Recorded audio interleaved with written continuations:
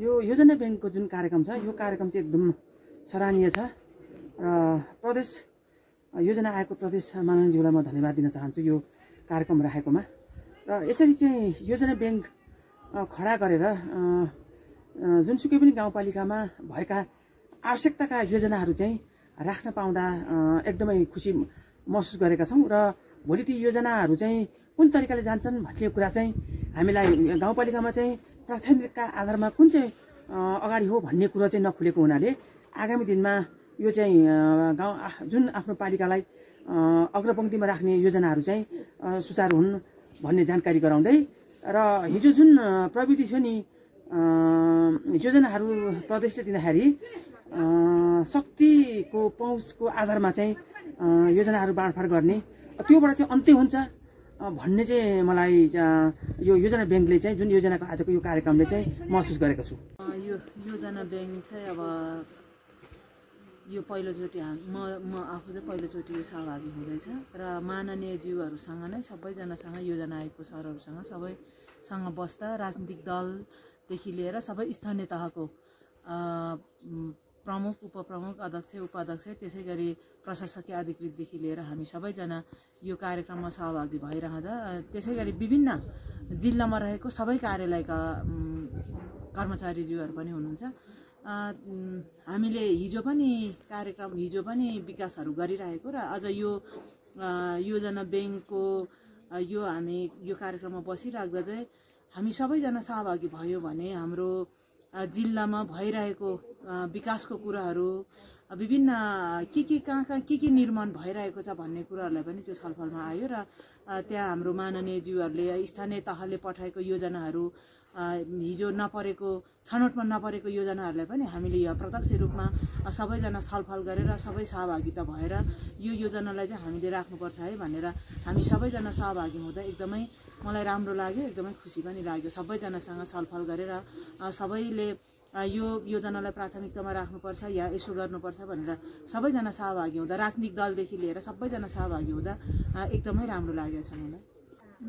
अब हामीले 100% सबै योजनाहरू एकैचोटि पर्न सकिँदैन। पक्कै पनि हामीले हिजो आफूले विभिन्न योजनाहरू बनाउँदै गर्दा स्थानीय तहमा पनि अब लगभग मैले 2 कार्यकाल भनौँ न आर्थिक वर्षको 2टा आर्थिक वर्ष मैले पार गरिसकेको छु र यो आर्थिक वर्षको पनि अब कार्यान्वयनको पक्षमा म आफू पनि रहेको हुनाले योजनाहरू धेरै आउँछ। हामीले पनि यहाँ धेरैवटा योजनाहरू सोलुखुम्बु जिल्लाको सबै पालिकाबाट विभिन्न योजनाहरू हामी सबैजनाले टिप्पण गरेको छ, तर सबै योजनाहरू एकैचोटि पर्छ भन्ने होइन।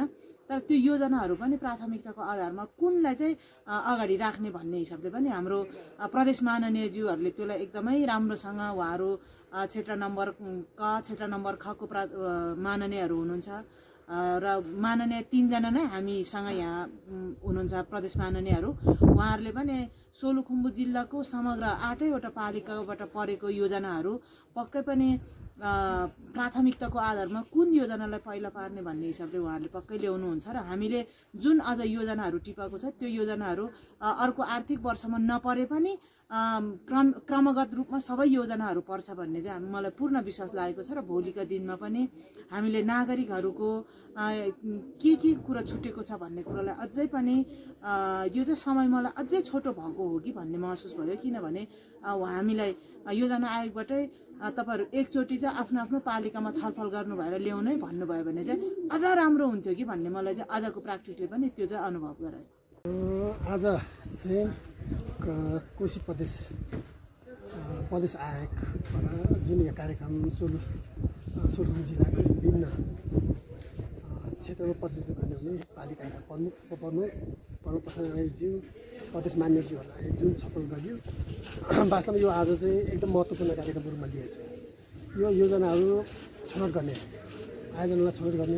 आयोजनालाई सम्पूर्ण आयोजनालाई बैङ्कमा स्थापना गरेर आयोजन बैङ्कको स्थापना गर्ने लगायत प्राथमिकताको आधारमा योजनालाई छनौट गर्ने र बजेट विनियोजन गर्ने जुन यो प्रदेश आयोगले आज यो कार्यक्रम एकदम महत्त्वपूर्ण कार्यक्रमको रूपमा लिएको छ। यो कार्यक्रम हिजो विगत वर्षमा हामीले कुनै नगरपालिका क्षेत्रमा हेर्दा पनि धेरै बजेटहरू पहुँचको आधारमा जुन हिजोभोलि मन्त्रालयमा मन्त्रीको रूपमा काम हुन्छ उहाँले पहुँचको रूपमा चाहिँ बजेटहरू लाने अनि कुनै पालिकाहरू स्थानीय स्थानमा चाहिँ बजेट नआउने भइरहेको थियो।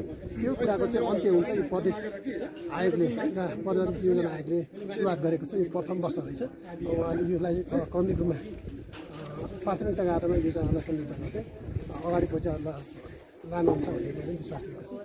यो एकदम महत्त्वपूर्ण कार्यक्रमको रूपमा लिएको छु। जुन यो एकदमै राम्रो छ, जुन प्रदेश योजना आयोगले आयोजना गरेर हाम्रो स्थानीय तहभरिका योजनाहरूको चाहिँ एउटा योजना ब्याङ्क बनाएर त्यसलाई प्राथमिकीकरण गर्नको लागि कार्यक्रम एकदम महत्त्वपूर्ण लाग्यो। अब अस्ति नै यो कतिपय योजना त प्रदेश योजना आयोगले मन्त्रालयगत रूपले कार्यालयगत रूपले माग गरेर हामीहरूले विवरणहरू पठाएको थियो। तर त्यसमा पनि यो पहिलोचोटि प्रदेश योजना आयोगले सुरु गरेको हुनाले कतिपय छुट र कार्य अस्पष्टताका कारणले पनि हामीले क्लियरली सम्पूर्ण योजना समावेश गर्न सकेका थियौँ र जुन आज यो छुट योजनाहरू पनि समावेश गरेर एउटा सूची तयार गरेर अब त्यसको प्राथमिकीकरणको आधारमा चाहिँ कार्यान्वयन गर्नलाई चाहिँ बजेट विनियोजन हुने भनेर एकदमै राम्रो लागेको छ मलाई चाहिँ यो कार्यक्रम। मेरो नाम चाहिँ श्री ध्वज राई, म सोताङ गाउँपालिका प्रमुख प्रशासक अधिकारी। र आजको यो कार्यक्रम अब राम्रो चाहिँ राम्रो हो, तर अब यसमा योजनाको चाहिँ अब प्राथमिकीकरण नभएकोले यो पूर्णता पाएको छैन होइन। किनभनेदेखि यो छलफल गरेर अब कुन गाउँपालिकामा कुन कुन योजना राख्नुपर्ने त्यो चाहिँ आज हुनुपर्थ्यो, त्यो भइरहेको छैन। र चाहिँ अब पूर्वाधारको कामहरू चाहिँ सबै अब सहरी विकास अथवा विभिन्न उसले चाहिँ गर्ने हुँदाखेरि यो खानेपानीको कुराहरू छ नि, जुन खानेपानीको काम स्थानीयलाई दिएको छैन। स्थानीय नदिएकोले त अब चाहिँ राम्रोसँग अब तलैबाट सामानहरू खरिद गरेर दिने भएकोले यो चाहिँ क्वालिटी चाहिँ राम्रो छैन। खानेपानीमा चाहिँ राम्रोसँग काम भएको छैन। अब पाइप खरिदहरूका सामग्रीहरू चाहिँ सबै क्वालिटी लिस्ट पठाएको छ, अब काम राम्रो भएको छैन।